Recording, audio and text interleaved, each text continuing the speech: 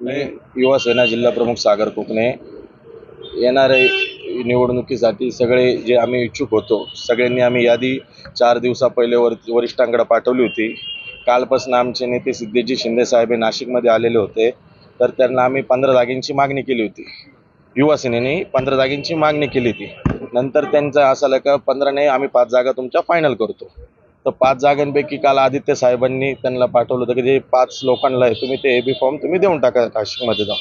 परंतु ते सकाळपासून 4 वाजेपर्यंत सिद्धेजी शिंदे साहेब इथं बसलेले होते, त्यांना कोणी हे रिस्पॉन्स करत नाही, काही नाही, ते निघून गेले।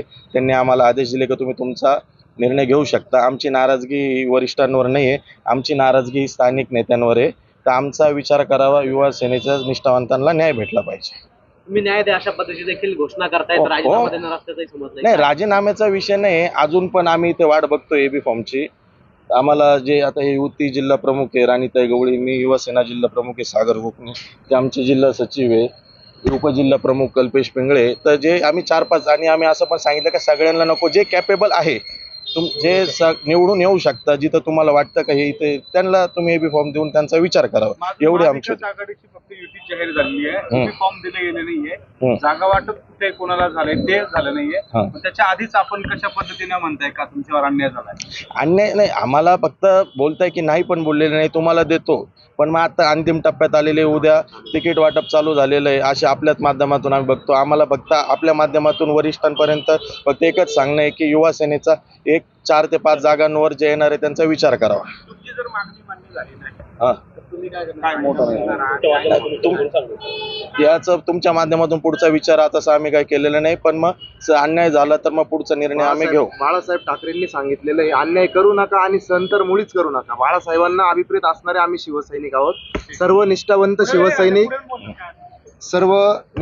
शिवसैनिक या ठिकाणी पक्षाच्या वाईट काळात आदित्य साहेबांनी सांगितल्याप्रमाणे की काळ कसोटीचा आहे पण वारसा संघर्षाचा आहे, त्याप्रमाणे सर्व निष्ठावंत शिवसैनिक असतील, सोबत कुटुंब त्यांचं असेल, हे आज पक्षवाढीसाठी उद्धव साहेबांचे हात बळकट करण्यासाठी काम करतात।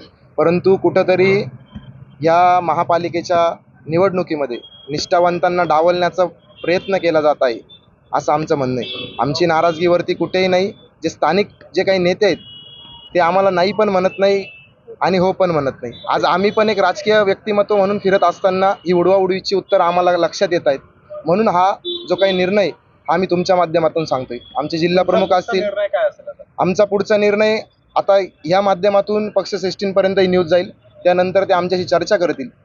आम्हाला जर न्याय भेटला नाही तर आम्ही परत एकदा वरिष्ठांशी करून उद्यापर्यंत आमचा निर्णय असेल तो सांगू। आमच्या कामात तुम्ही किती लोक आहे? आम्ही 40 लोक आहे, संपूर्ण युवा सेना आहे, त्याच्यात जिल्हा प्रमुख असतील, जिल्हा सचिव असतील, सर्व प्रमुख पदाधिकारी असतील आणि सर्व युवा सैनिक पण आहे।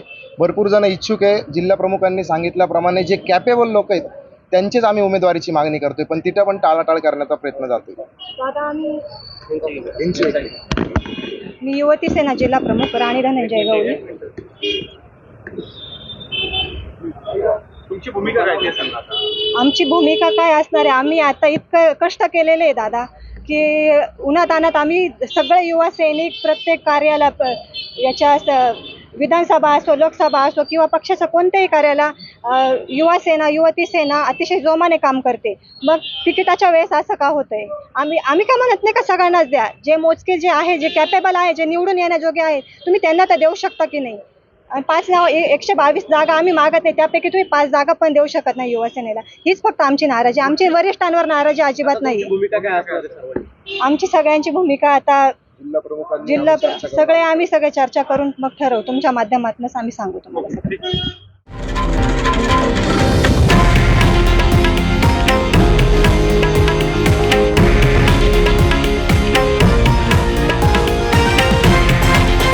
हे आहे देशातील नंबर 1 न्यूज नेटवर्क आणि आपण पाहत आहात TV9 मराठी, एकमेव।